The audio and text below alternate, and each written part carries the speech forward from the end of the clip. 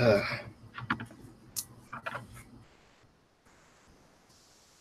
everyone.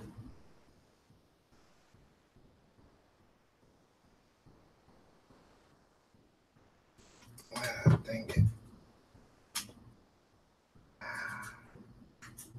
Okay, we got at least one viewer. Let's find out who.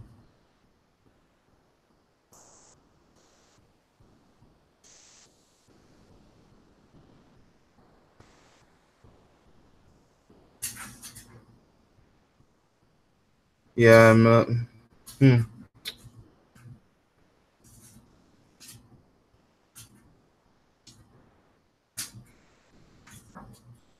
right. Hey, Ron Redburn, what's up? Like you're the only one today right now. Hopefully we'll get more in the future.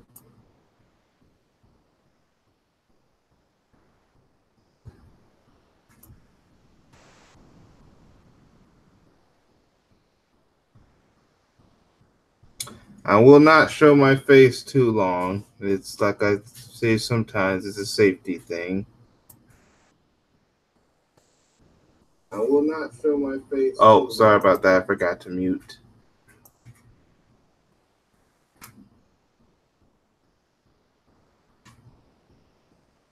If it's too watching, that's because I'm watching my own thing.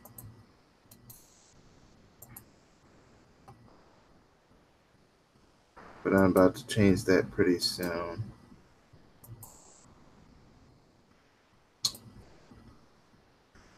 All right.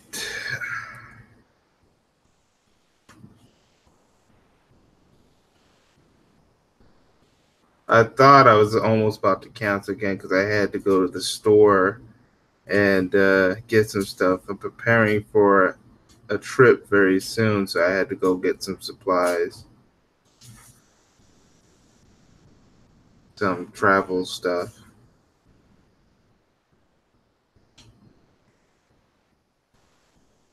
So at first I thought I was not going to get home in time, or I was going to at least, and if I wasn't going to cancel, I thought what was also going to happen was I was going to at least postpone it to like later in the morning, like around 10 or 11-ish. But I figured I was going to give it the chance. I've been saying I was going to do the live stream at 9:30 today, and you know what? I guess I kept our word.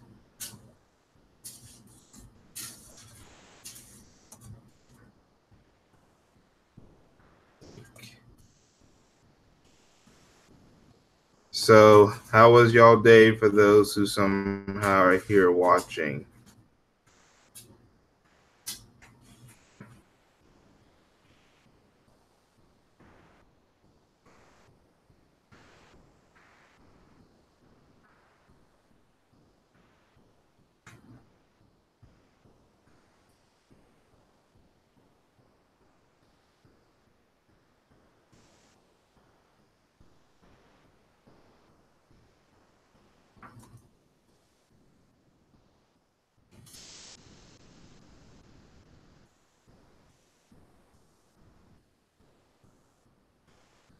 We got a lot of interesting topics to talk about.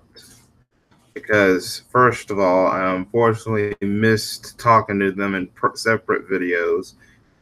But so I figured I'd try to get as much as I can in this one before the afternoon comes to an end.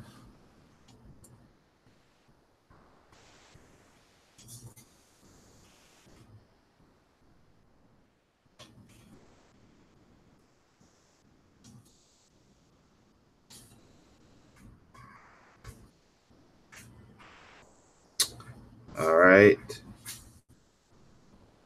I'm off work. Oh, you're off work for the weekends. Oh, okay. So am I. I'm off work. I'm usually off work on the weekends too. Oh shoot. I did not meant to show that. See, that's another reason why I don't show myself. Making sure I don't do anything too embarrassing for y'all to see.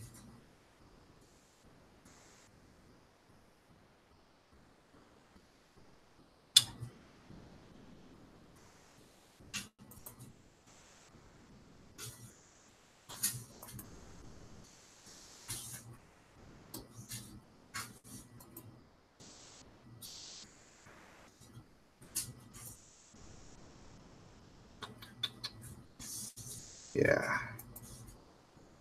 It's been an interesting week, though.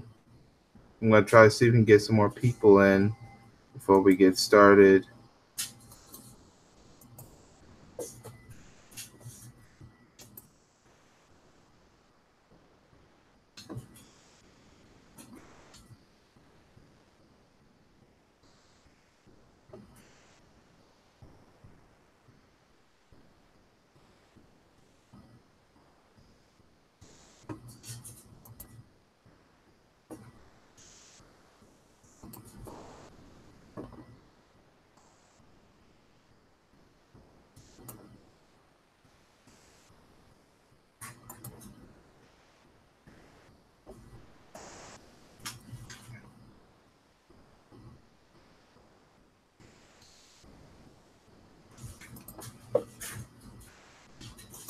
All right. Let me see if we get more people in. I'm just doing some last minute, putting some links in for those who want to come on in. Rod Redburn, if you want to be part of the panel, or at least in the near future.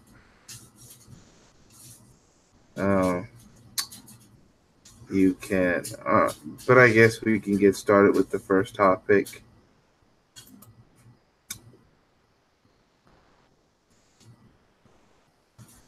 All right.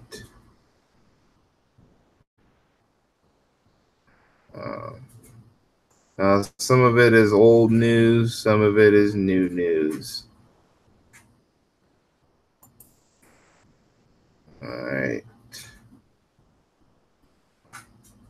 So, well, first of all, has anyone heard about what happened with the relationship of Michelle Williams and Chad Johnson?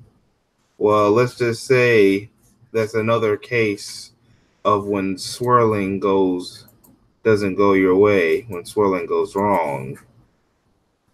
Apparently, it's another story of swirling background, and I might still do a separate video on that.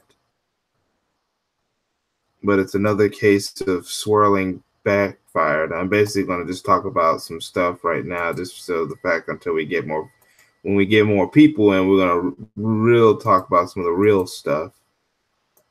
So I'm just going to do some little small talk for those of you who may be interested in small talk.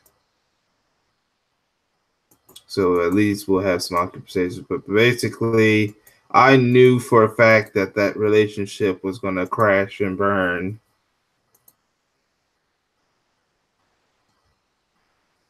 That's what happened. That's another case of when swirling goes horribly wrong. Another case.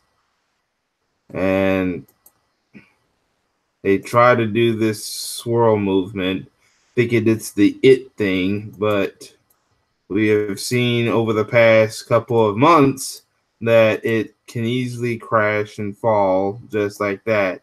Heck, it's even crashing and falling in the entertainment industry. Willows did not get one, and I mean not one Golden Globe. I mean, neither did Creed, but you know what? Did get nominated for a Golden Globe, even though I don't care really much for the Golden Globe. That's just a white award show. But what black productions did get Golden Globes? Black Klansman and Black Panther. And what kind of romantic relationship did those two movies have? Black love. See, they try to push this swirl movement to destroy our numbers and to keep us more separate than ever. So they try to use Hollywood to do it. But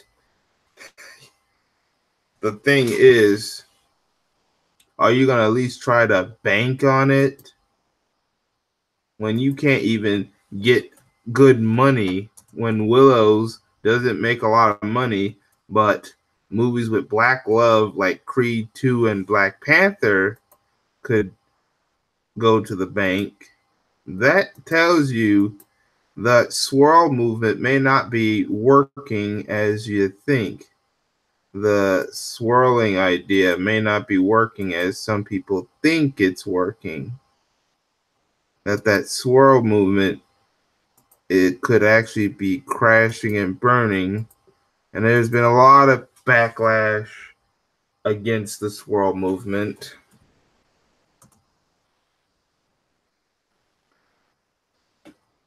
Don't say that the racists who use the swirl movement to destroy us are going to try to find more ways to do that. But it's just, you have the breakup of Michelle Williams and Chad Johnson. You have this black guy who got crushed by a 300-pound white woman that he's dating.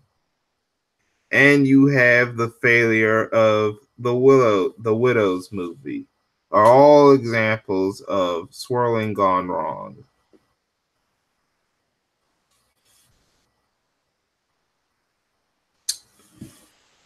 Yep, that's what a lot of people say, Ron Redbird, even some of the racists.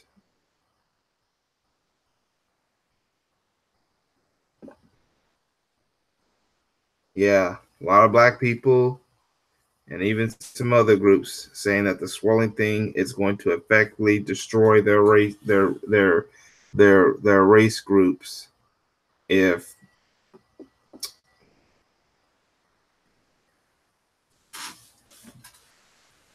Hey, Nicole Olli, how's it going? Say, Nicole, I think I left the link in both Google Hangout and in your email. So if you want to come on in, you can come on in.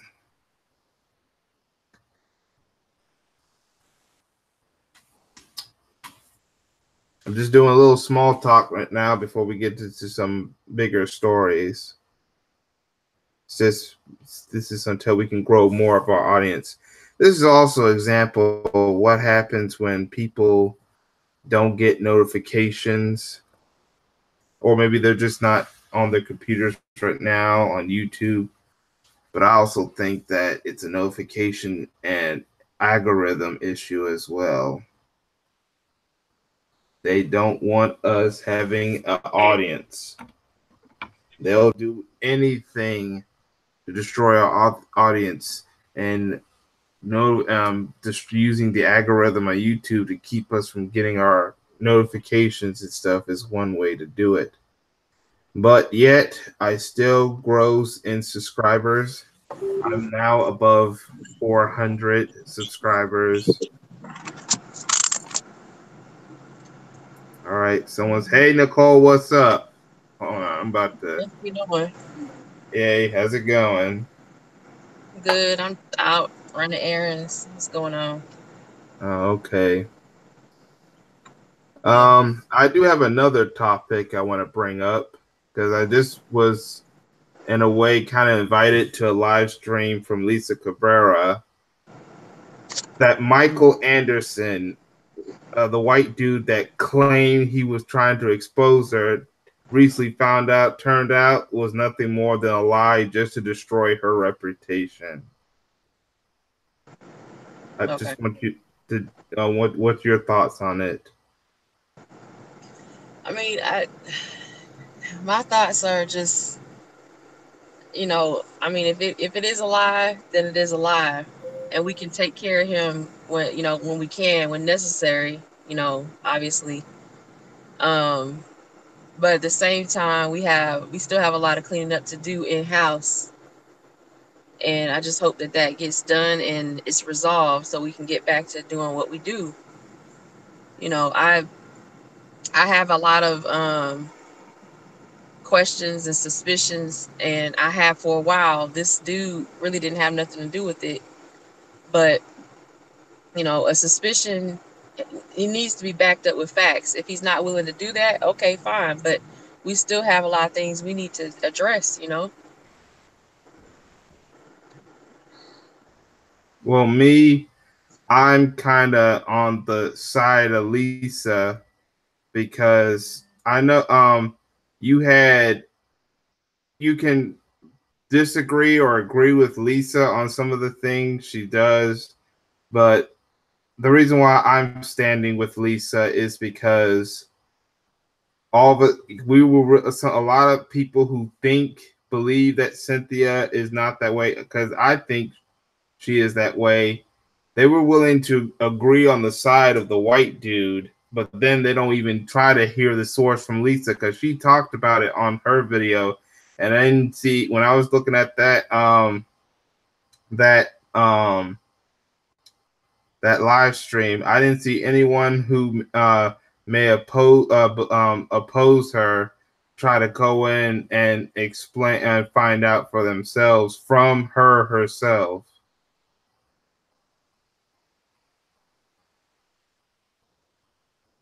Okay.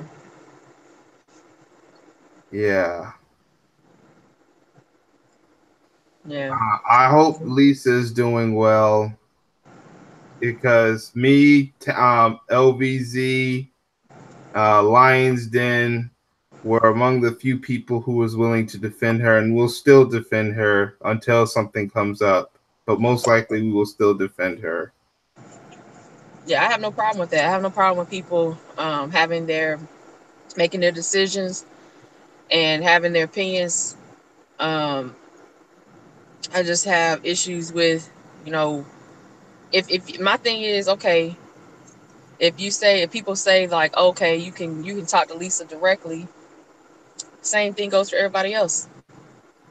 You know, don't go and do a live stream with somebody and you telling talking to me on a live stream that I didn't even see until later on that day, only because somebody else is doing a live stream and they mention you, and then I go back over there and I see you talking about Lisa helped you do this and everything. Yeah, I appreciate the help that she's giving, but when I realize that you are associating yourself with somebody else, and I'm looking at them, I've been looking at them sideways for a long time.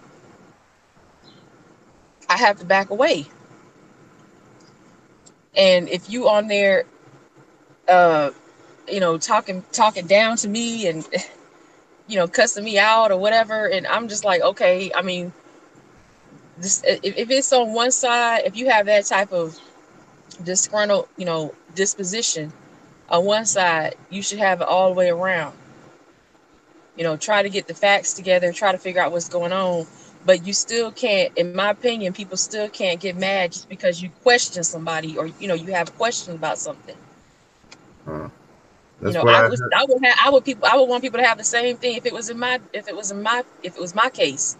Yeah, Question what I say and the information I put out.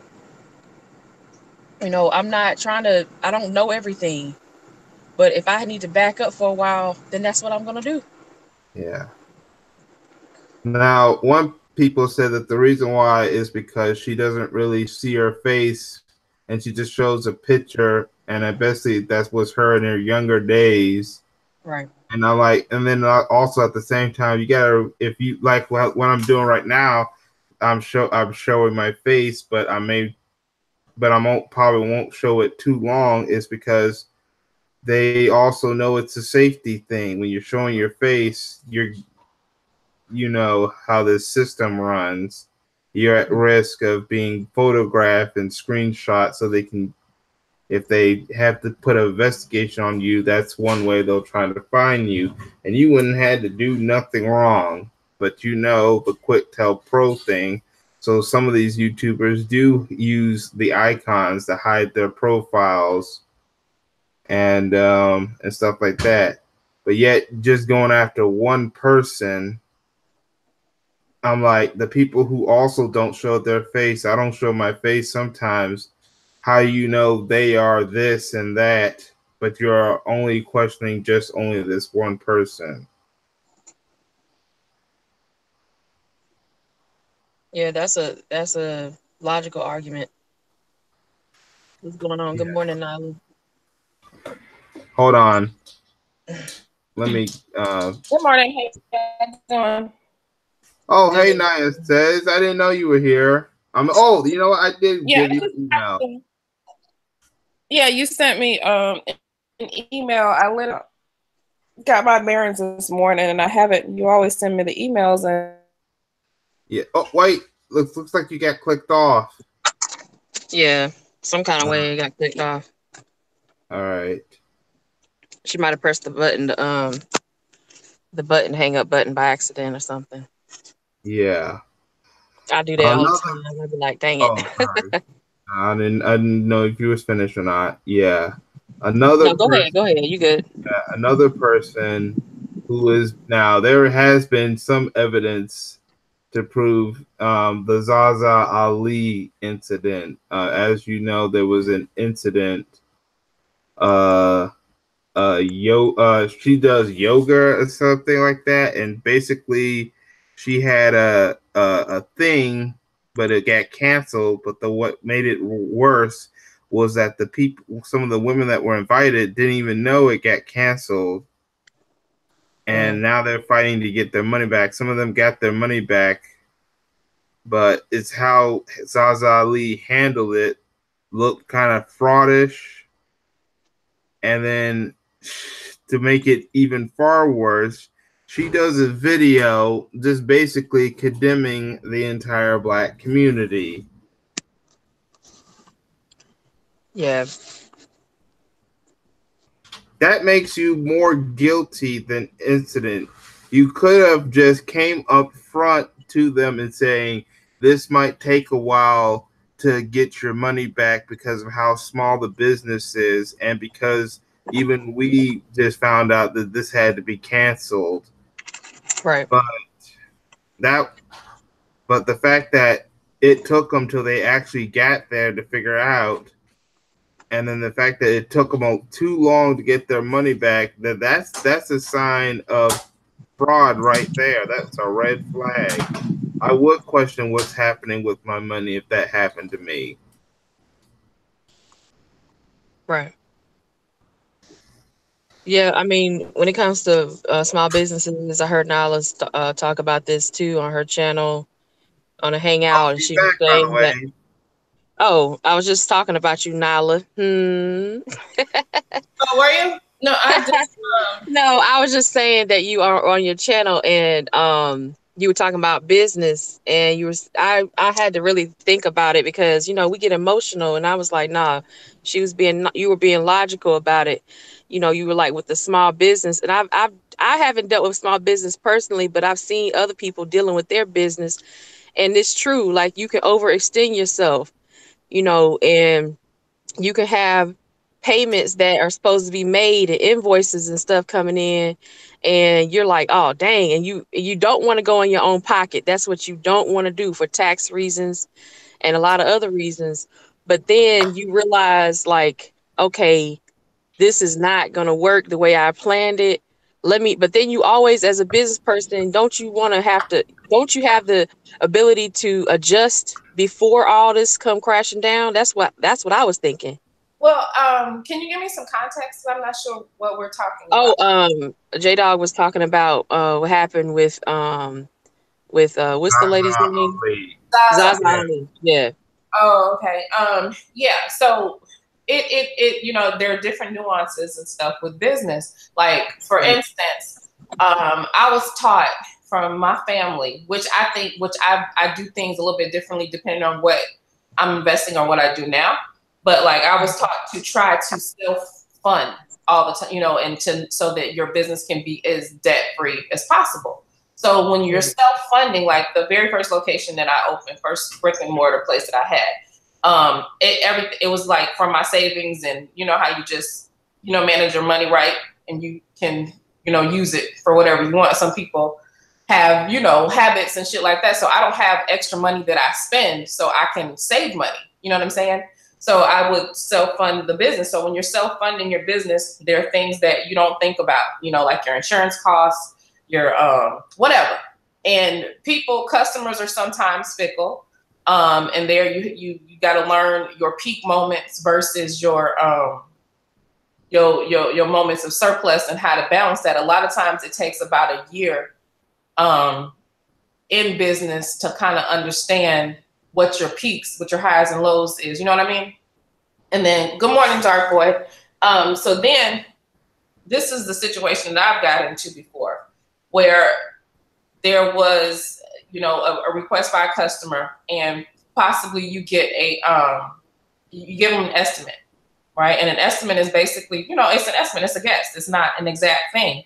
You try to get as close to it as possible, but a lot of times, especially when you're newer in what you're doing, you don't kind of account for, you know, all the expenses, and you also, you know, have a profit margin that you need to get. And when you're new, and I know she's not new in doing what she's doing, but just for me and my experience, like you said, you try to keep your funds separate, your business funds, but a lot of times it don't work when you've underestimated something, and you have to eat the charge sometimes. Or there have been times where the customer, I gave a wrong estimate, and so I might have to go back to the customer and say, hey, look, I know this is the quote that I gave you, but I misquoted you because of X, Y, Z. So I would always give them a choice to either downgrade, or, you know, depending on if the cost was that much more, I would eat it.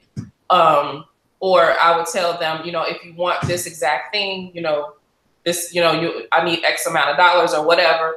And sometimes they'd be like, you know, no, forget it. Cause you know, when you're doing business with our people, they want us to be 100% on point with everything. There can be no mistakes. So a lot of times when you're dealing, they'll say shit like, well, you know what, that's not what I want, because this is what, even though they know if they paid that amount that you originally quoted, that they'd be getting over or whatever, they still say, well, you know, I'm forget it or whatever. So, I can remember one time having to give a refund of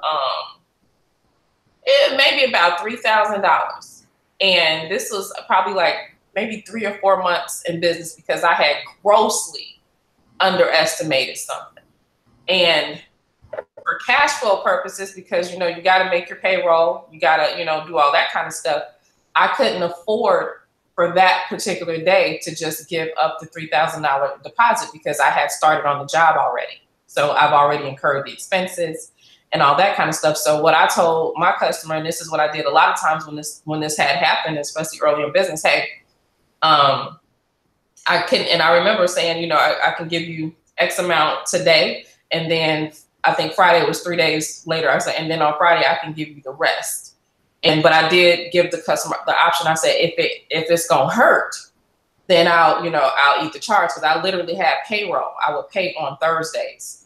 So I literally needed to meet my payroll, but I had more funds coming in literally that day on Friday that was guaranteed. So I knew that I would be able to take care of it. So, you know, for the most part, when you're upfront with them, they're cool. But when you go ghost and you don't call them back, that's the problem. But you do have to sometimes reach in your pocket just to keep people happy, and just to, your reputation is on the line. And right. You want repeat customer, right? You want the customer to come back. Yeah, basically is people have to know where the money is going. Yeah, give it to you. Now, I think her situation was unique because I've done trips before, like scheduled big trips for like parties and stuff, and what we did was we took in funds for a deposit, whatever they needed, like to reserve. I had to reserve 2 charter buses, and I had to get like about 50-something rooms at a Hyatt in Atlanta. So whatever they needed to hold those things or either pay it off, I asked for from the people, and I gave them dates based on what I didn't put myself in a bad position. So I made sure that if X amount of people canceled or didn't, that I had enough money to cover, you know what I'm saying? So that there would be no delay in the trip. So once, and some people do fall off because, people change their mind or whatever, but you ask for a deposit. Let's say it's $100 to reserve the bus. I'm just giving a figure. Then I'm going to ask the people the equivalent of whatever it needs to be held, whatever you need to hold that bus. If the hotel needs $50, I'm going to be asking for that amount, from the people. So I don't know what went wrong with her, but it just seems like she may be, I don't like to say Ponzi scheme, but just literally robbing Peter to pay Paul, because the women were making monthly installments for the most part. So for me, that's what I was thinking too. I was thinking that when you were mentioning that, I was thinking it not a Ponzi scheme, but I was thinking, let me try to, rationalize. I was like, maybe they were making installment payments, which makes sense because right, that's what it is, But not everybody was making installment payment. So you come up short. Right. Some of the women and a couple of men who were buying packages for their girlfriends and their wives, they paid up front. Right. So some people, and then like some people actually signed on. Like one of the ladies that I talked to, she's an older lady, principal at a school. And that's the thing, like everybody that I have talked to, most of these people are, professionals that, they're not, they're not dumb. And to be honest, if you look at how she did everything with the email stuff, it looks like she's 100. And then, she's a headliner, her, you don't expect that. You know what I'm saying? So I can see, I hate that people are saying, oh, they were just stupid. That, I don't think they were stupid. The contracts that she gave them look legit. The email strings look legit. It looked like she was doing legit business. I could have easily gotten scammed, but like the lady who that I talked to a couple of days ago, she was like, because sometimes when you're a means, you're not used to paying in installments and shit. So when she came to her talking about a payment plan, she's like, I don't need a payment plan. She was like, just here's the money. You know what I'm saying? And the thing about this is, Zaza knew that the trip was already canceled when she took that woman's money. Yes, that was what. But it was the whole amount, though. This woman paid for the entire trip. The trip was canceled on 10/1. Right. From this lady on 10/15. Yes. So why didn't she just email or call the people and tell them, I have some bad news. I just found out my thing is canceled. So we're going to start getting into the process of getting your money back. I understand in some business cases, it does take a while for the refund to be fully complete. That's why they go by, business days. Like, even though you just clicked in and request the refund, may take maybe 10, 12 business days, or maybe as short as 7 to 5 business days before it's complete. And even if it says that, that's just an estimate, and you might end up getting it within 3 days or 2 days or 4 days. But the thing was, the problem I had with the Zaza Ali situation is, why didn't she come up front as soon as she can? Well, here's the thing. I tried to give her the benefit of the doubt, especially the first couple of days, but as the emails poured in, I couldn't anymore. Good morning, Ron Redbird. I'm sorry I didn't see you speaking to me.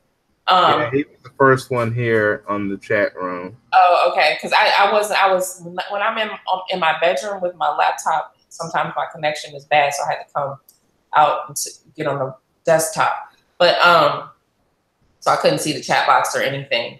But after so many emails came in and so many receipts and so many personal accounts, and one lady has, like, she recorded the conversation.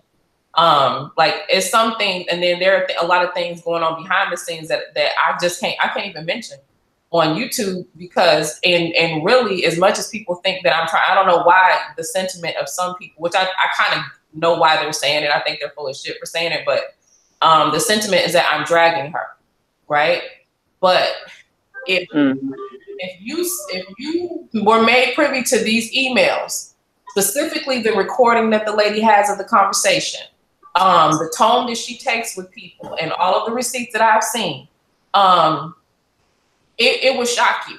And the thing is, some of the stuff that I've learned, I won't say on YouTube, because number one, this woman is still in a vulnerable position with her prior felony. Like, she's not supposed to be in trouble. She is on probation. You talking about Zaza Ali?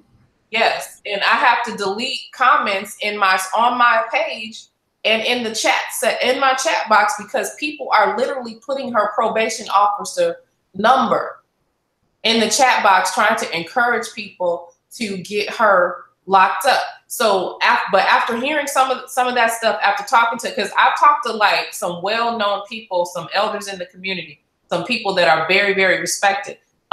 Professor Griff called me yesterday, and we talked for several hours. This woman, it's really bad, and it's really disheartening and hurtful that people are looking at it as the other people, the girls, the ladies who lost their money. I talked to one of her business. Well, I don't know if you saw the live stream with that guy. I think he was full of shit. But I talked to another business partner of hers, and well, he did a few business ventures with hers, and there was some shaky things. He sent me about 20 emails of bullshit. And he also had introduced someone to her, and she got them, and she hasn't paid them, and their stuff was paid up front too. Like, yeah. I mean, like, and because I'm really bad with like checking DMs on good morning, Eva. Thank you, honey. I'm really bad with checking DMs on like Instagram and stuff like that. I looked in there, and people like they it's a lot of people. It's more than 39 people that's effective, and it's multiple things going on. You know, it's not just this particular trip. Like, and like, she's done stuff like this before to very important people. She is very predatory. Yeah. And like, a lot of moving parts. Yeah, right. A lot of moving parts, and exactly. That's when you get in trouble, because somebody who's on probation, you have a specific, and you know this, Nyla, you probably looked this up, like you have specific guidelines you have to follow, and if you don't follow those those guidelines, they come after your ass. And I think it's wrong. I didn't see that in your live, but I don't agree with that, with the whole thing of, I'm not saying that she should go to jail, but I'm saying the way it looks to the law, to them folks, that's what they would say. Oh, you going to jail now, because we don't know how many chances that she's gotten past the $10 million, federal. That was a federal case. Yeah, she owes $950,000 right now. That's not no little thing, you know. Yeah, you know what disturbs me? What disturbed me was what she did prior to what's happened. She decided to do a video and call the Black community expendable. That is what drove the guilt.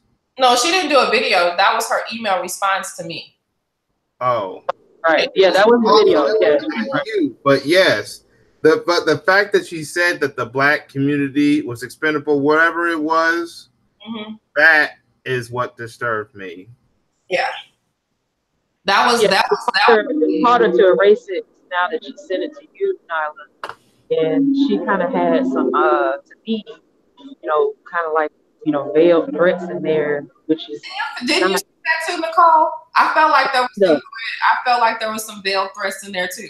Say what they want to say, but the way I read that and thinking about her background and dealing with people like this, that I've literally had to cut off people that's like that, I was like, oh, that's a veiled threat, right? What you saying, honey? What is this? Right. And I was like, it's harder to get rid of an email than it is to get rid of a video. You can delete a video. Right. But an email, that's out there. It's out there. Right. She basically made a threat, and then there is proof that she sent some people after Griff before. She sent some people after him, and a lot of people don't know that, but she did. So the thing, like I'm always saying, I'm not bullshitting. I wish a motherfucker would come over here. Well, I'm glad she doesn't have my email, because the worst case scenario is if she decided to go after me, just for the fact that I'm talking about this right now on my live stream. And people, she would have to go after all of Black YouTube, because everybody's talking about it. You know what I'm saying? Yeah. Like, it's not because we're expendable. Remember? Right. We're expendable or whatever. But like, I honestly did not have any malice towards her. And I was, in the beginning, I did give her the benefit of the doubt because, again, being in business, sometimes customers are impatient and some people lie because they're mad. You know what I'm saying? Some people, like, I have had that happen to me before. People will fucking lie and go on the internet because they're mad at you about your business. I made Facebook posts that are like, you know, before I got on YouTube, that are similar to the things that I talk about on Facebook, especially during the Obama heyday when everybody was in love with him. People would like literally that would go and make bad reviews and stuff like, you know, just, oh, you know, don't do, you know, just because they're angry. So I know people do spiteful stuff. That's why, like, even some of the emails that I got were suspect. Like, if you couldn't prove that you was in that email chain and that you couldn't prove that you know what I'm saying? I just discarded it. You know what I'm saying? Because some people just lie because they don't like you. But these women ain't lying on her. They're not lying. Nope. They presented too much consistent evidence, and she's consistently been rude and dismissive of them all. This is who the fuck she is. And especially after that conversation that I had with Griff yesterday, and the conversation that I had with the other gentleman that was affiliated with her yesterday, and I'm not talking about the dude that was on my live stream, but there's another dude. After those conversations, I'm like, I'm cool on her. Like, the gloves are off. I'm not gonna sit up there and ride it and talk about it all freaking day. I'm not gonna do that. But when I just, like, I can't defend her. And so for the people that are defending her and trying to come up with excuses, they really should stay out of it because they have no idea. Like, why do you guys think the Nation of Islam is involved? Because she's doing business with them. There's a flyer that has her partnering up with Nuri Muhammad. There's times when she done business with Ava Muhammad. They've done stuff together and were planning stuff. Like, I'm not the Nation of Islam. I know I'm just a small YouTuber, so I can understand people questioning my, you know, credibility because people have random problems with me any fucking way.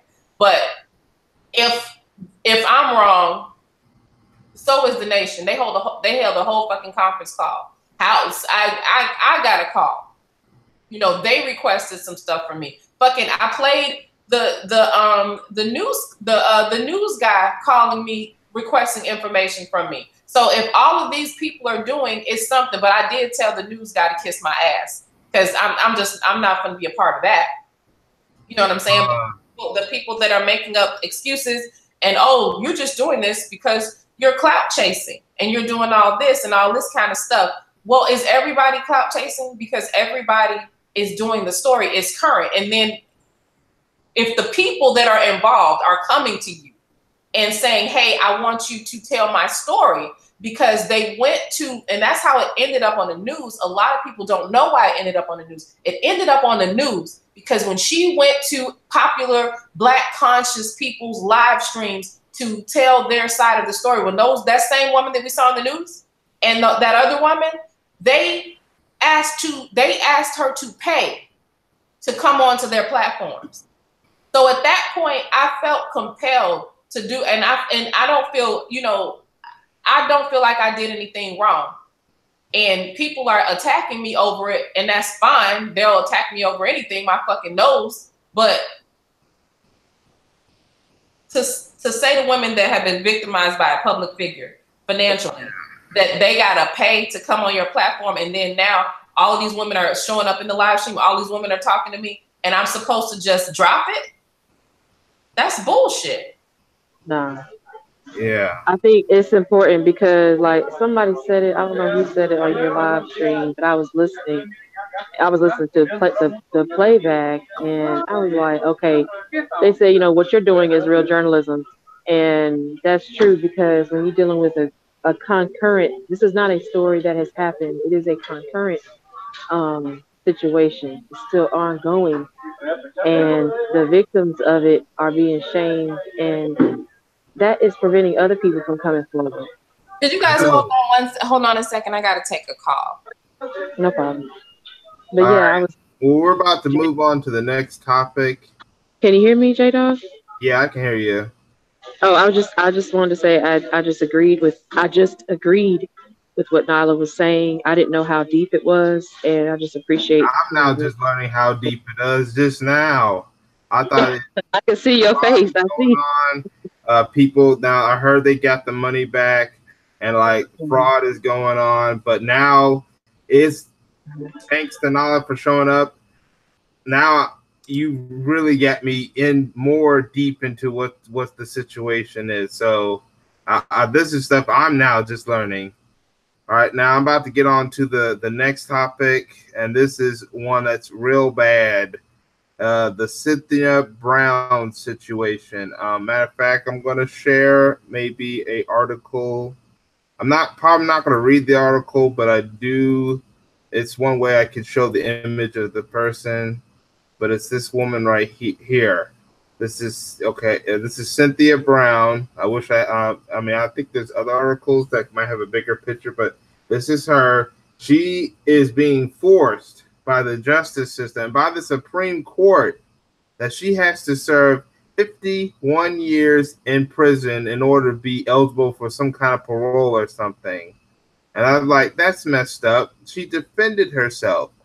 She's a former sex slave, but the reason why she's in jail in the first place is because she was willing to stand up for herself against one of the possible pimps or customers of the pimp, just so she could get away from the ordeal she had. She's like in her like 20s, 30s or something, Wow. and you're gonna make her served 51 years for defending herself. What if she didn't defend herself? She would have died. But I bet you our racist justice system would be happy that she disappeared. Oh, and the fact that the person she killed was, of course, a white person. Of course, the justice system had to defend their fellow white person, even though that fellow white person was raping her because she was a sex slave. And here was what makes it even more disturbing. Where is the Me Too? And I'm glad that I have women in this panel because I really want to bring up this factor. Where is the feminist movement, especially the Black feminist movement? Where is Me Too getting involved with this? Yet, when it was Bill Cosby, where there was no evidence, I'm going to click off the screen real quick. You had no evidence. But there was a ton of evidence that surely showed that Cynthia Brown was defending herself. Yet these feminists and these Me Too garbage idiots are not coming up because Cynthia Brown was a victim of sexual assault, but you don't have the Me Too movement. But every time it was Kareem Hunt. But Kareem Hunt, the woman that went after Kareem Hunt, was also a racist. All of a sudden, they are up in arms to take down a black man, but not willing to free this black woman. And the Black feminists are not even there. I'm probably gonna unshow my face for right now. But I want to know your points on this. Yeah, I think it's a clear indication that the system is working the way it was designed to work. You even have police out there who kill women like Cynthia Brown, and they aren't in jail for killing women that were her age or a little older than her. And when she did this, she was defending herself. What happened to stand your ground? And you're right. The Me Too movement, they're not gonna come try to help her. They're not gonna give her the $2 million like they did to Les Moonves. You know, they're not I gonna do know. it because they see her as a useless, animal. They don't see her as a human being. Yeah. I want to talk about that Les Moonves situation. She got caught with messing around with women, and it was just too bad.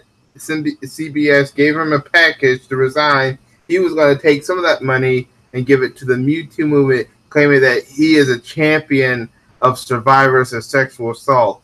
Not to mention his wife, Julia Chan, told Camille Cosby to leave Bill Cosby, but she's gonna stick behind Les Moonves.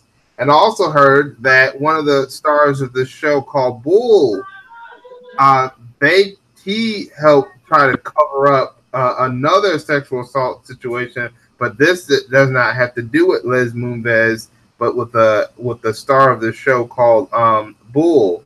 He was also at one time on NCIS. But now, what I was about to say again? Oh yes, Me Too movement. I'm sure Me Too movement accepted that money. See, Me Too movement was all about trying to get some kind of political power and stuff. They're not about the victims of sexual assault. And a lot of this Me Too movement came from these white celebrity women who, because they don't look pretty no more, all of a sudden they're going on the Hollywood talent is going for younger. All of a sudden, what they have used to get into the business, now they're saying, that person sexually harassed me and stuff. And then one of the Me Too movement people, Aja Argento, was a perpetrator herself, went after a 17-year-old boy when he was 17 at the time. But yet, and these black feminists, they want to do this. We are with all women and blah blah blah, but the rest of the world's women are not with black women. They're not with Cynthia Brown and stuff like that. Yeah, I mean, they're not even regarding um, the terrorism that she had to deal with as a young person, and how psychologically damaging that was for her. And she felt she had no way else out but to take away the person who was causing so much pain in her life. Now, when you watch these movies of the hero, the the heroine, hero, and all this stuff, and these comic book movies, when the white folks in there, when they kill somebody that's the villain, people cheer, and they laugh about it and cheer in the audience. But you got a real life situation where you have a victim, that that wants to. It's in sex slavery. Didn't Lisa Lean or whatever? Didn't she do a commentary, a documentary on sex slavery? And you have this happening in real life, where she defended herself, took this dude out, and now they feel it's necessary to punish her. This is one reason why you have sex slaves out here who don't want to come forward. And I'm not talking about the Me Too movement, because they'll try to formulate the conversation like as if they were sex slaves or something. No, you a hoe. That's a difference. There's a big difference. You Yeah, hold around for in your 20s, and then your 40s decided, oh, you know what? I just remembered. I might have been like Harvey says, bye to bye. I just remembered. I need to get some money out of this, like you said. So with this situation, it's a real sad situation. I wanted to do a video about it, but it hurt too much. I have helped women who got to deal with that. Children. My grandmother was a foster parent. She dealt with children who had been sexually abused and addicted to drugs and stuff. And it was too close to me to even, I couldn't even bring myself to do a video about it. I appreciate y'all doing videos about this story. I don't know what the contact information is. I'm not sure if they have a GoFundMe, but it would be good for us to support that if necessary, for at least for her legal representation, because I know her lawyers are going to appeal this. The Supreme yeah, Court, they say what they want to say, but you can still have an appeal on this. It's still not too late. I know.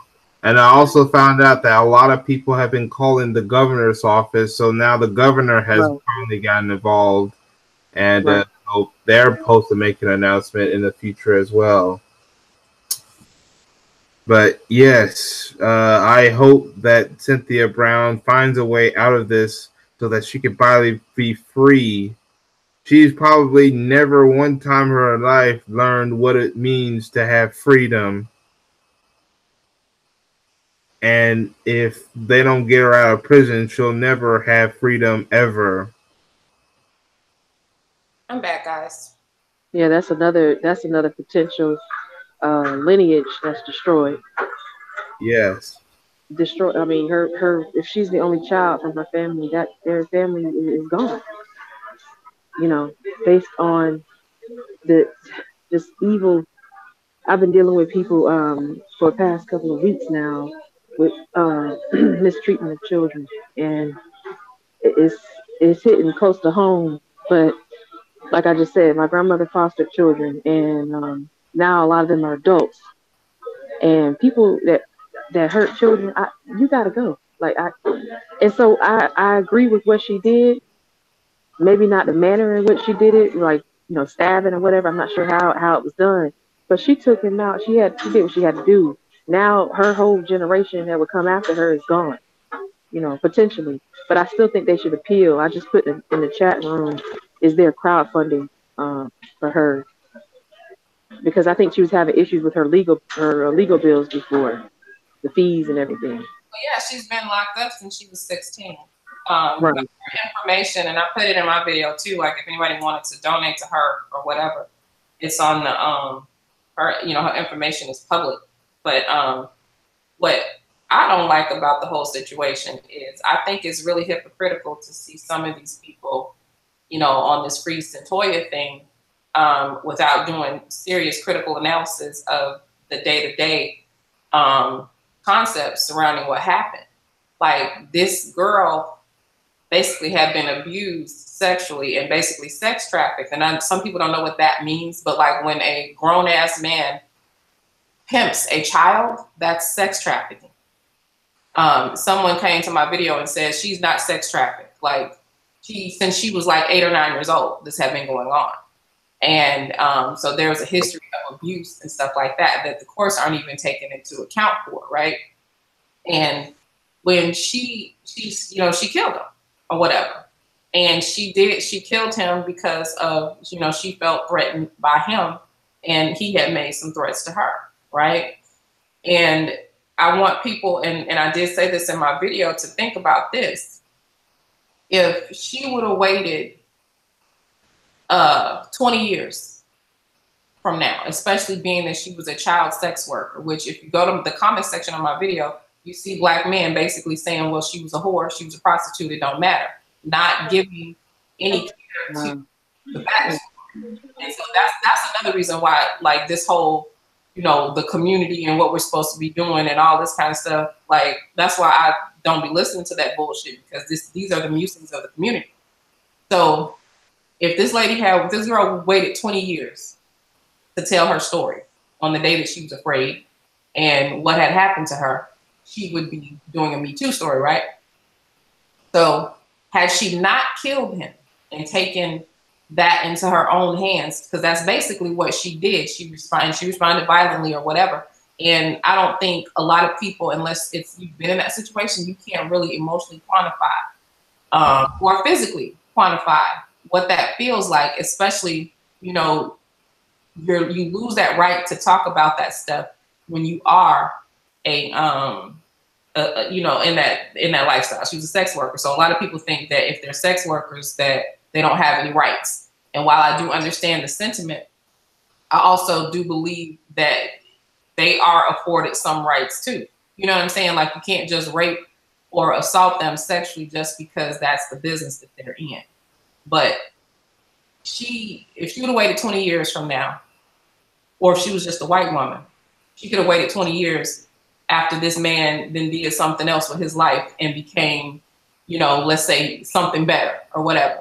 And she could have came out of the woodwork like white women do and said, hey, 20 years ago, he did this to me. If she'd have waited until she was 36. Then what would have happened is the same people that are saying free Cynthia will be saying, look at this Black feminist. Look at this gynocentrism in effect. There's no rape kit. There's no DNA evidence. Why did you wait so long? Why did you do that? So she killed him, and nobody believes that she had the right to kill him. But if she had waited, the same people that are saying free her will be accusing her of being a feminist and taking advantage of the situation. So it's like, what are we doing here? Because we the thing that I hate about this Me Too movement and the whole sexual harassment thing, a lot of people don't know the reason why we have a phrase, and they use this against Black women too, because for some reason we act like sexual assault and rape does not happen, like it's not a real thing, like men don't sexually harass you, and like it's okay. The reason why we have, and we went into depth in this on Patreon like about 3 months ago when I first started it. The reason why we have a sexual harassment law, and the reason why that's a phrase, is because of a Black woman who was consistently sexually harassed on her job by white men. So that is where that came from. This woman went through hell trying to protect herself from the advances of white men on the job. That's where sexual harassment came from. And we know that the Me Too movement came from, you know, the Black woman, you know, being made to be silent about, you know, being molested. We know that this kind of stuff happens. You know what I'm saying? So why we took it, because yeah, the white women ran with it like they do and co-opt everything and, you know, bastardize it and use it for something else. But we kind of got in that too. When that Kavanaugh shit was going down and we were all saying, yeah, she needed Me Too him and get him like Bill Cosby or whatever. And I get the sentiment, but when the light was on the Me Too movement, I think we should always take our time to shining on our own shit instead of getting wrapped up in their bullshit. Like the only person that was really pumping Cynthia and talking about her to like higher officials, unfortunately, that the louder voices that was talking about her, and this is fucking embarrassing. When Kim K went up to help that Black woman get her sentence commuted, that's who she talked about. That's who has tweeted for years about this girl. And what I hate about this is now that they're bringing, because understand it's not in the media because people give a fuck. It's in the media right now because that's where they want it. So it's my fear that one of them or one of their sleeper cells are going to come up and save the day for Cynthia and gain our trust. And the thing is, we should have been being the louder voices for her on behalf of her all the time. We should have been pushing our Beyoncés and our Jay-Z's and our, you know what I'm saying? Like, look at what happened when Meek Mill got out of jail. It was a national celebration. White men came and picked him up on a private fucking plane and took him to a game and set him front row after he got out of jail. And Black folks celebrated. But the following week, and I know people have, you know, whatever their understandings are of who should be talking on what. But the following week, he was invited to talk to Dude, 45, about prison reform, right? So, of course, I know he's not a dignitary and that most Black folks do respectability politics, and we don't believe that the common man should be speaking for the common man. We feel like somebody that has nothing to do with that lifestyle should be speaking on that lifestyle. But I do think that common men should be the people speaking for themselves. So I don't think it would have been a bad idea for him to because Jay-Z is the reason why Meek Mill didn't meet with him. And to me, it sets a bad precedence to say that a grown ass man can't look this bitch ass Trump in his face when he wants to talk about this and just say what it is. You understand what I'm saying? Because who else should be speaking on this but Black men who have suffered or in danger of this? But I know how my people are. My people will say, no, they need to send some politician. They need to send somebody basically who has never been subjected to any of this, who don't know shit about it, right? And to me, that keeps us divided because of the respectability politics that we play within our community. We don't respect common people. You know what I'm saying?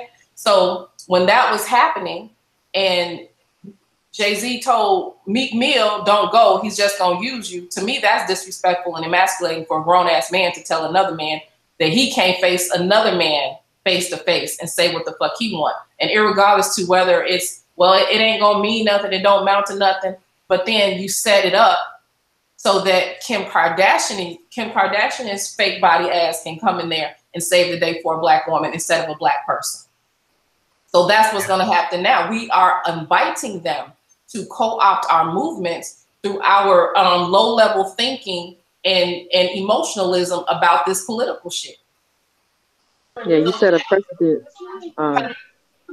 I just wanted to respond to what you just said. You set a precedent as a black men can set a precedent by doing what you just said, because otherwise, if there's no clear and defined leadership in that on that position, this type of position that Meek Mill had, where he had to make a choice, and his choice, he, in my opinion, he made the wrong choice.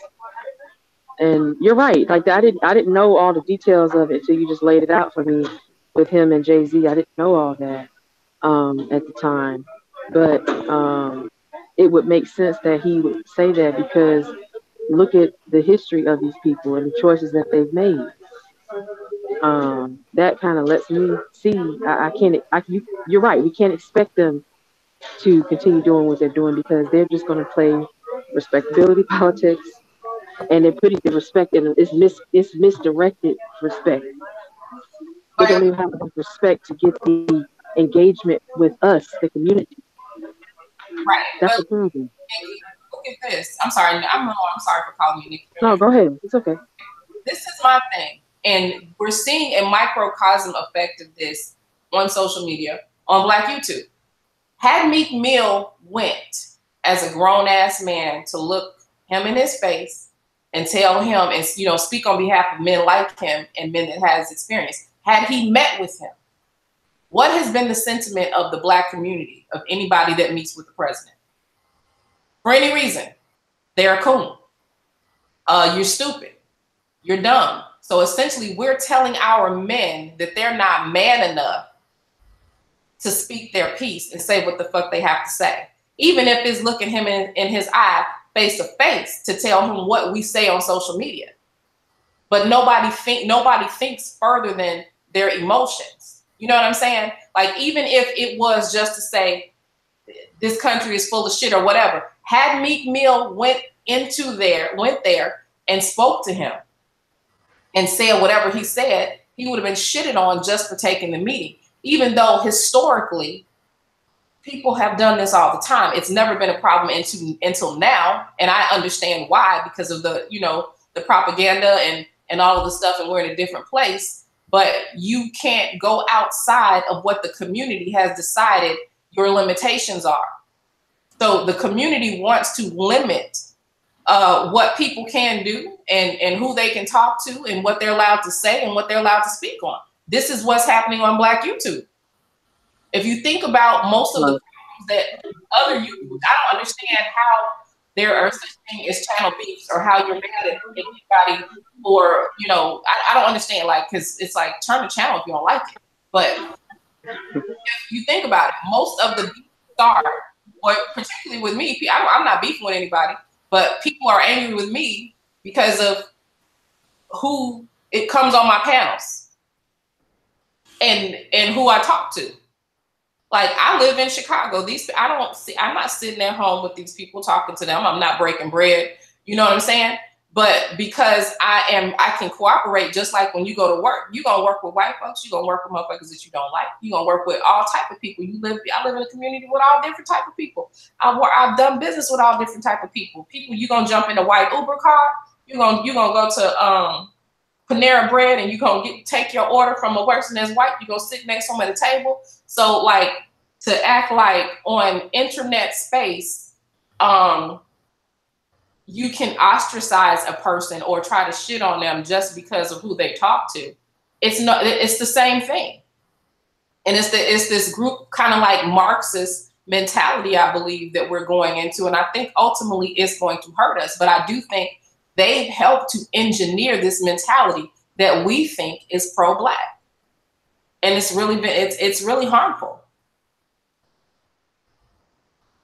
Well, thank you for that. Now I'm going to get on to the next topic. I'm going to share my screen again. This time, we're going to talk about this Black cop, Muhammad Noor.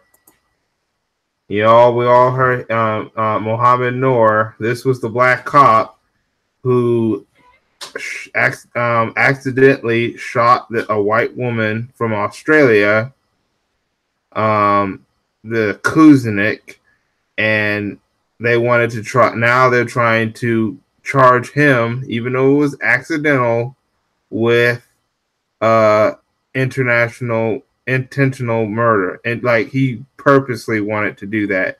Yet a lot of these white cops, when they do stuff to us, all of a sudden the cop feared in his life. Well, maybe Mohammed Noor feared his life because he couldn't see the woman, so he didn't see what was going to happen behind.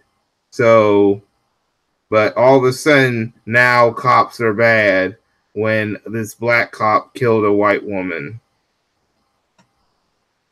And this should send a message to black cops that the white justice system can turn on you if you don't do anything. The white system or the white cops in Prince George County, black cops and Latino cops are being called snitches for exposing what the racist white cops and the corruption over at Prince George County is going on with their law enforcement.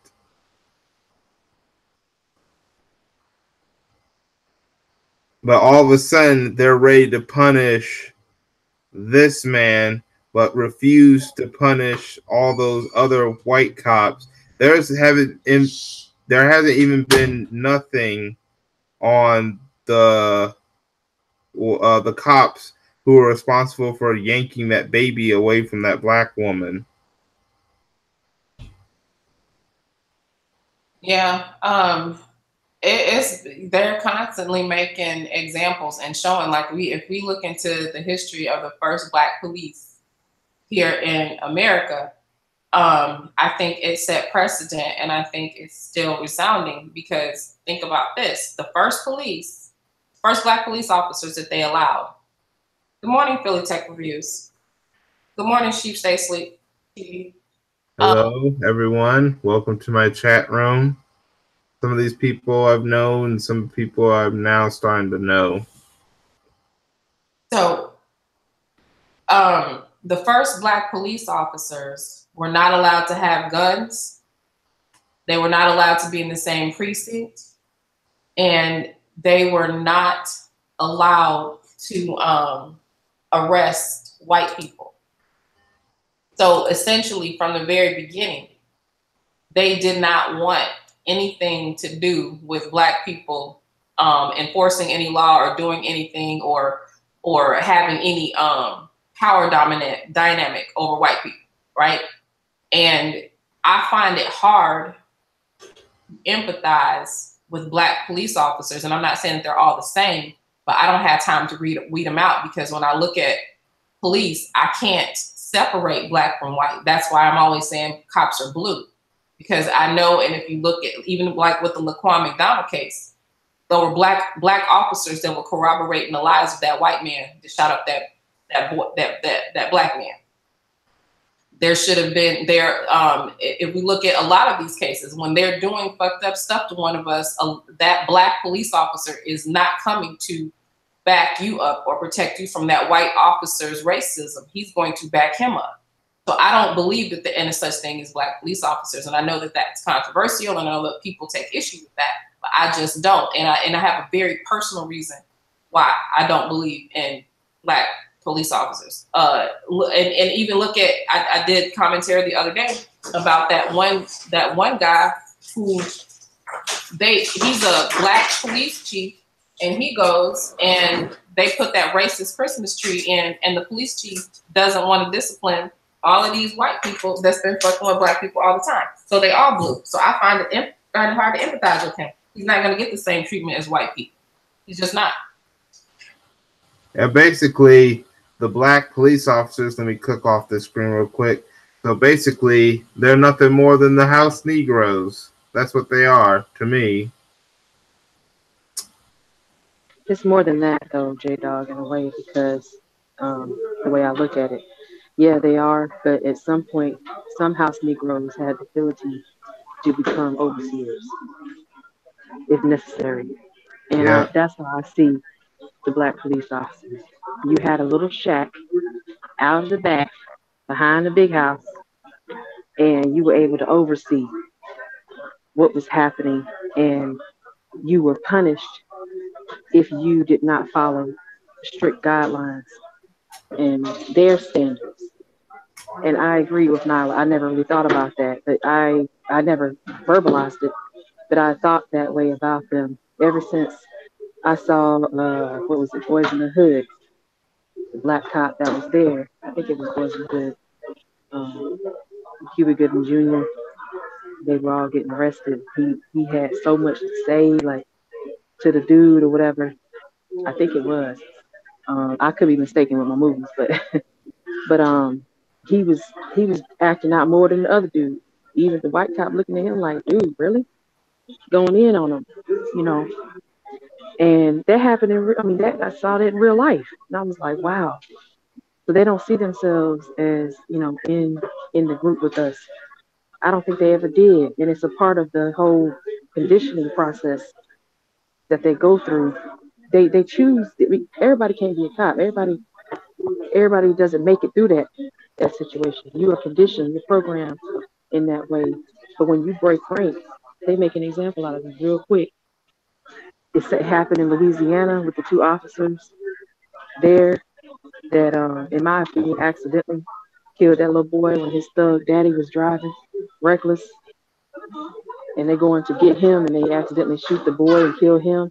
They had them in jail real fast. It was a paperwork process, and they don't see the necessity to come back and train any of the young boys that they once worked on certain things. They just completely integrate themselves into it, and that's really it's disappointing. It's sad, but yeah, I agree with what she was saying on that topic. All right, Ron Redbird said that he was harassed by a black cop when he was a teenager. That's really tragic. But Muhammad Anwar is about to find out. That's what happens when you trust the justice system, and even if you work for it or wear that same badge, that don't mean you're gonna get all the benefits.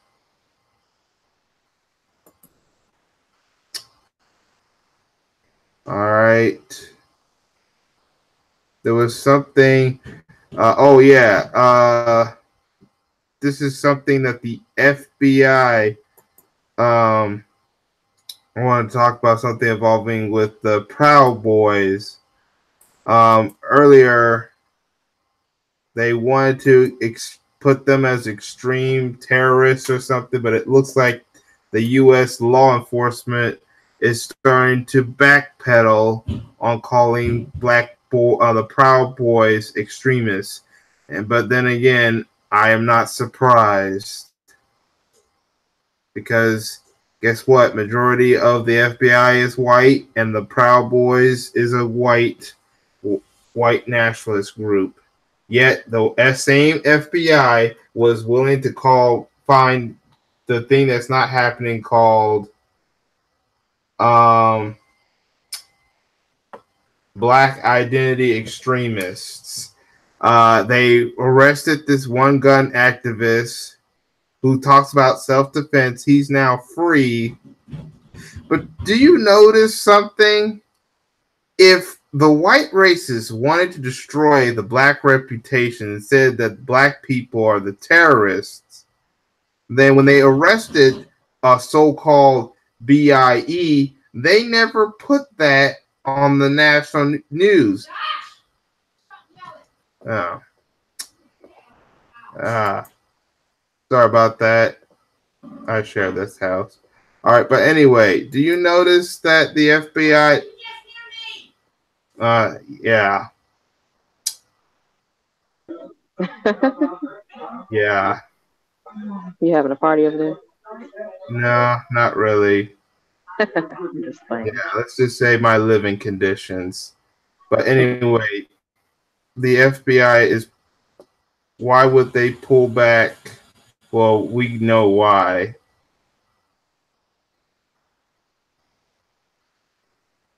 Why would they pull back the label of extremists? Well, we kind of know the answer.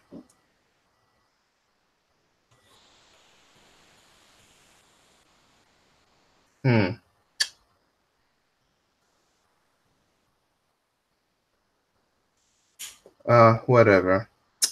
But yeah, I just wanted to figure out that, yeah, so basically the Proud Boys are being, their label is getting removed, but this is the same FBI that will go after will go after black groups and stuff like that. Yeah, some of them are probably, related to people in law enforcement or have been trained by people in law enforcement. There's all types of possibilities for why they would pull a label back like that. And we already remember back in Charlottesville, you had people before and after Charlottesville who were attempting to run for political office.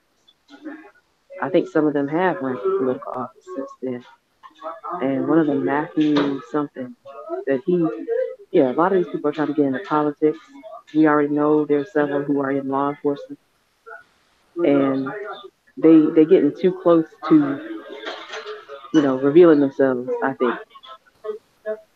And the same institution that would say that we DIE turns around and says, "Oh well, these guys aren't that bad." Yeah, that's not bullshit.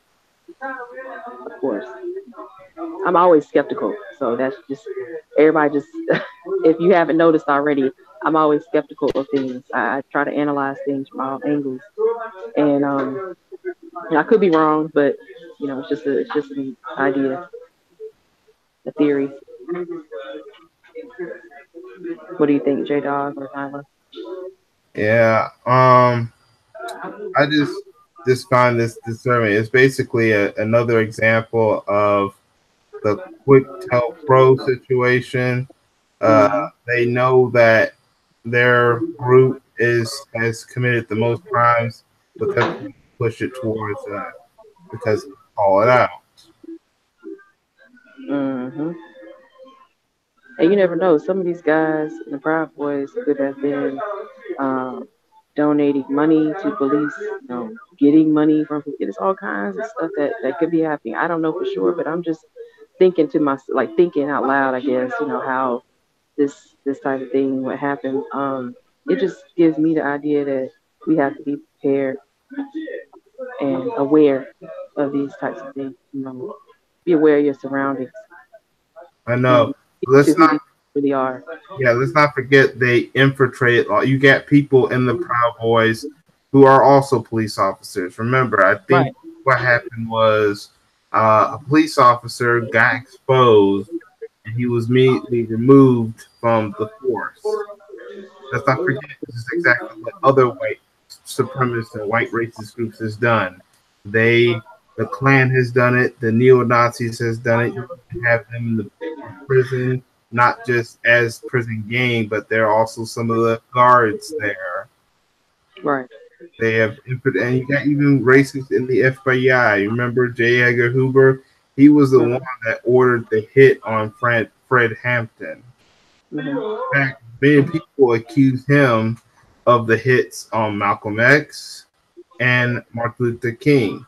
In fact, to the point where one of them, even the families of one of them, even filed a lawsuit. It took all the way to 1999, where that family, I think it was the King's family, that actually won against the FBI in a civil suit, claiming that the FBI may have had something to do with the death of, I believe it was Martin Luther King.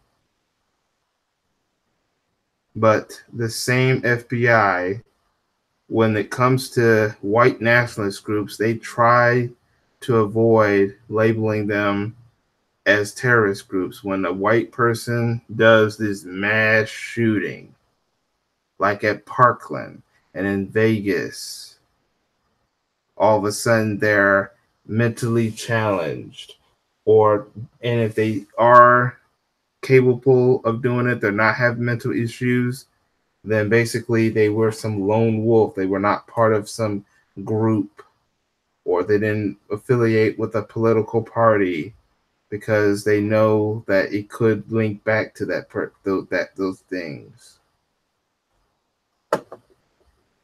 Now, what do you think about? I know Cerulean has mentioned this several times. What do you think about um,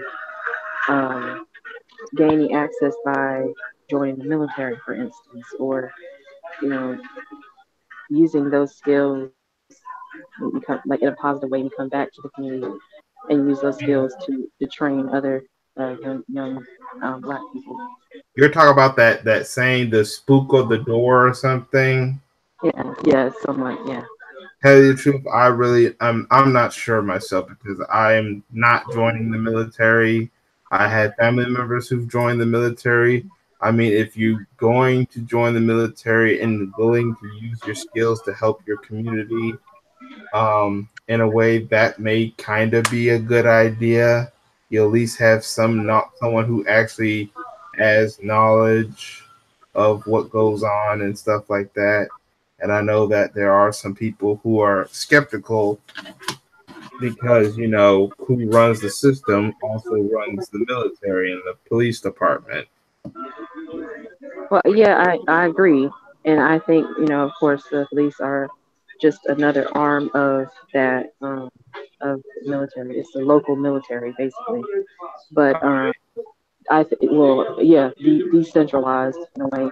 But I think he was speaking on it for people gaining access outside of the country, access to different things outside of the U.S.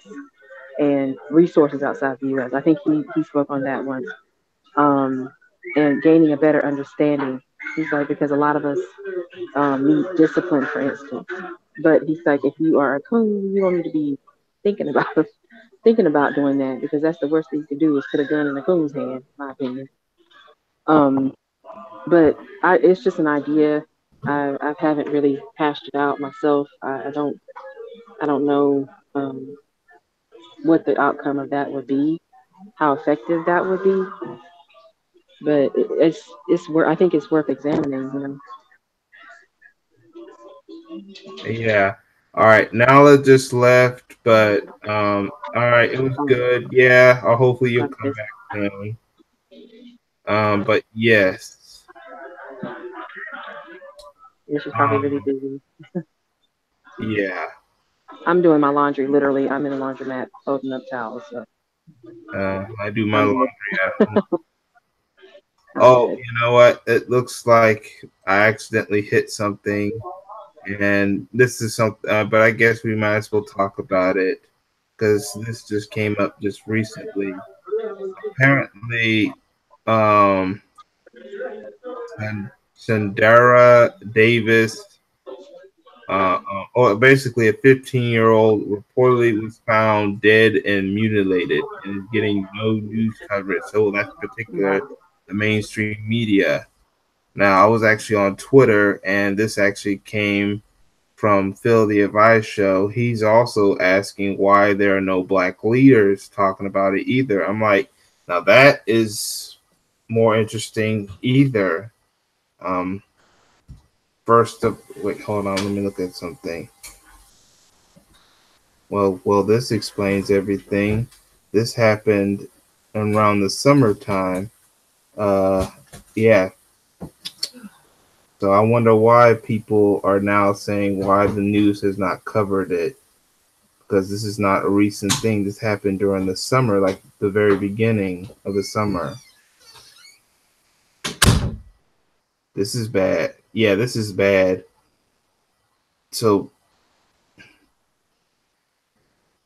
so basically, you had the Drake pusher. Yeah, we worry about all these things that's happening, like the NBA and the rap beefs with Drake and Pusher T and stuff. But around that, when those things were happening around that time, this has happened, but no one was talking about it. And it looks like another case of organ don't transplant. We hear about Black community being among the big victims of organ trafficking and stuff like that. So that is disturbing that no media is talking about it.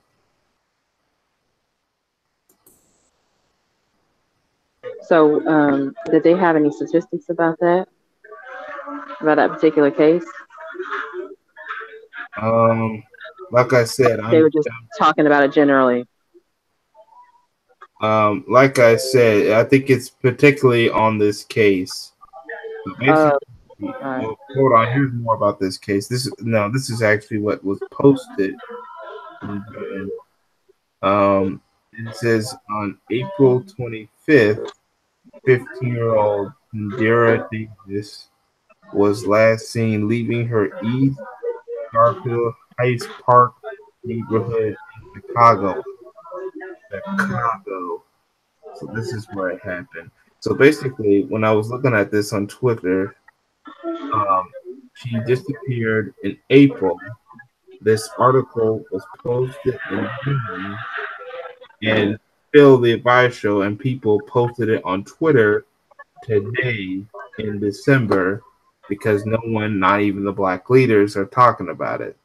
So now I get the thing, and this also is happening of the anniversary of Kanika Jenkins, another woman in Chicago who also died in very scary circumstances. I mean, Chicago, there must be something really bad going on in Chicago.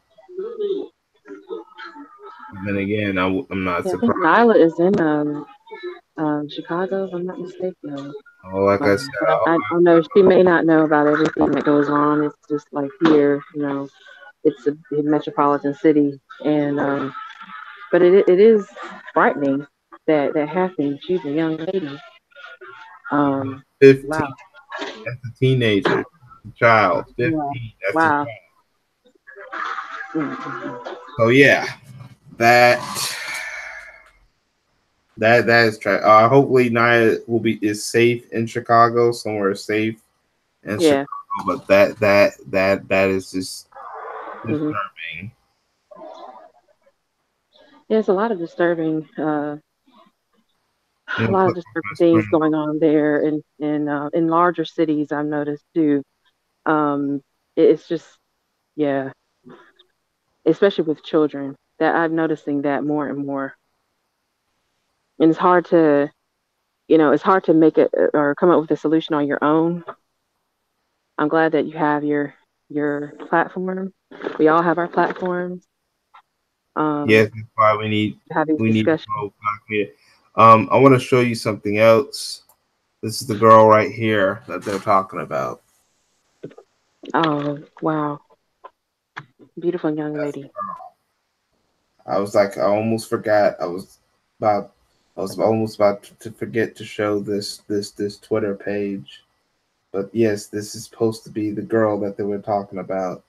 See, this was posted just recently in December, and I guess I understand why they posted because no one is talking about this. Not it, and I guess not. Some of us are not talking about it. Some of those so-called black leaders are not talking about it. The news definitely, the mainstream media don't ever expect the mainstream media to talk about this. Just don't. But yeah.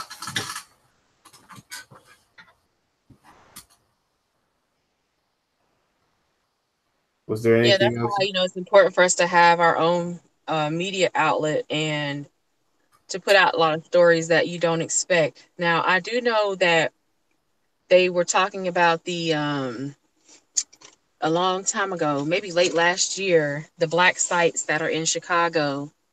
Um, Actually, before late last year, it's just really come to attention more last year. And they were discussing these black sites and places where they take you. And, you know, before that, during the Obama administration, they discussed this. And organ harvesting, organ trafficking is not out of the question, in my opinion. Sex slavery is not out of the question, which takes us right back to Cynthia Brown. You know, with the same or a similar number of black people going missing around the same age range every year. You can't take, or I wouldn't take sex slavery off the table. Organ trafficking, sex trafficking, or both. because you can live with one kidney, and you can still be a sex worker, a sex slave with one kidney. Okay. You know, Yeah. when they're finished with you, they could use your organs. So all of that is very scary. It I don't know all the details. I have to look that story up. I hope you leave a link to it in the description box, or the comment section, or even the chat room, because they prey on us because we're in very vulnerable positions, and they prey on the ones that, and we can't just say they prey on women and children. No, it's men as well. And it just puts me, like I said earlier, we have to protect ourselves as much as possible. It's almost coming to the point where we have to be like 4 or 5 in a group when we go places. It almost feels that way. Yep, it is. And people Yeah. downgrade one person missing as if it means nothing. And that's what I don't like in our community, how we like, oh, well, it ain't that big a deal. It is a big deal. If it was your child or your wife or your sister or your cousin, Or and she's brother. missing now, or your brother or your dad, your husband, you know, yeah. Yep. Thank you for that Well, story, JDAWG. yeah, I'm about to go right now because Okay. I might join in another live stream because I heard what might happen, and I got stuff to do. I'm preparing for something for not this week but next week. So Okay. basically, I got a lot to do. But thank you for you and Nyla for coming. Make sure you subscribe to both Nicole and Nyla Says. They got a lot of good content. That's all I have to say for now. Thank you for this time, and I hope to catch y'all in another video or stream. Thanks, everyone. All right. Have a good day, y'all. Thank you, JDAWG. You have a good one. Be safe. All right.